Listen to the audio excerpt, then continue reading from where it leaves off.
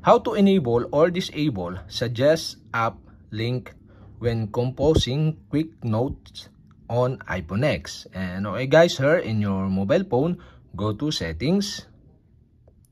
In Settings, scroll down and go to Notes.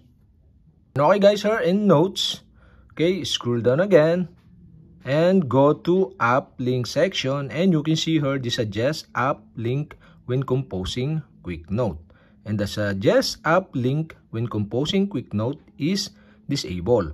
To enable this, you'll have to do is switch on the switch button on the right side. And okay guys, we have successfully enabled. And to disable again, you'll have to do is switch off the switch button on the right side. And okay guys, we have successfully enabled or disabled Suggest App Link when composing quick note on iPhone X.